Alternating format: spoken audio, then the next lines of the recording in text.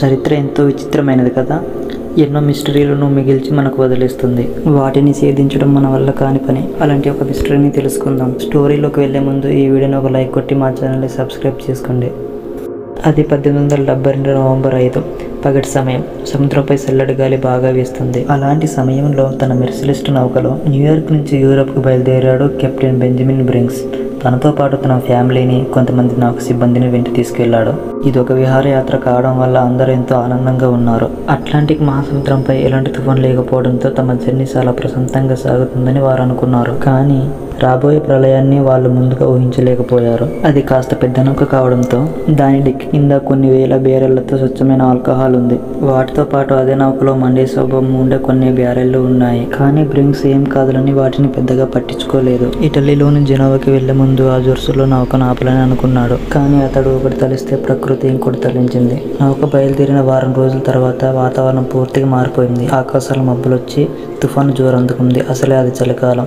దాదాపు వారం రోజుల పాటు చల్లటి గాలుల్లో నౌకను ఉక్కిరిబిక్కిరి చేశాయి. ఆ వారం రోజులు ఏ రోజు కుదురుగా ప్రయాణం సాగనివ్వలేదు. ప్రతిరోజు ఒక గండంలా గడిచింది. వారి అదృష్టం కొద్దీ 10 రోజుల తర్వాత, అంటే నౌక బయలుదేరిన 20 రోజుల తర్వాత వాతావరణం మళ్ళీ ప్రశాంతంగా మారింది. దాంతో అజర్స్ దగ్గరకు చేరిన బ్రింక్స్ నౌకను తీరానికి దాదాపు 10 కిలోమీటర్ల దూరంలో ఆపి ఉంచాడు. ఆ రోజు తేదీ నవంబర్ 25, 1872. బ్రింక్స్కి అదే చివరి రోజు.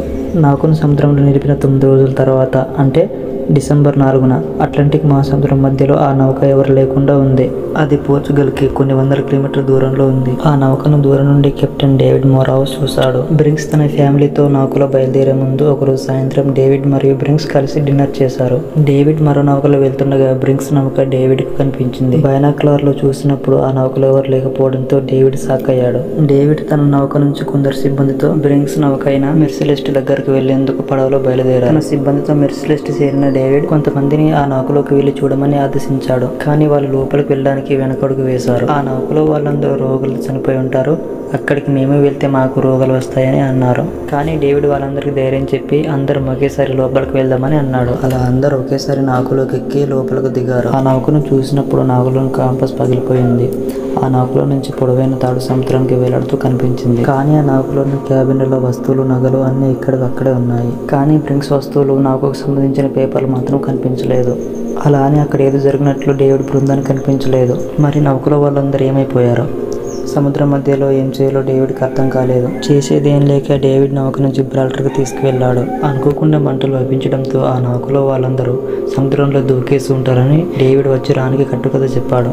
దీనిపై దర్యాప్తు ప్రారంభించిన ఒక అధికారి డేవిడ్ పైన అనుమానం వ్యక్తం చేశాడు. అయితే డేవిడ్ ఏదో కుట్ర చేసి ఉంటాడు అని అనేందుకు అధికారి దగ్గర ఎలాంటి ఆధారాలు లేవు. అధికారి దర్యాప్తు చేస్తుండగా నౌకలో 9 ఆల్కహాల్ బ్యారెల్లో ఖాళీగా కనిపించాయి. అలాగే బ్రింక్స్ ఉండే క్యాబిన్లో ఒక పెద్ద కత్తి కనిపించింది. దాంతో అధికారి కట్టుకథ అల్లుకున్నాడు.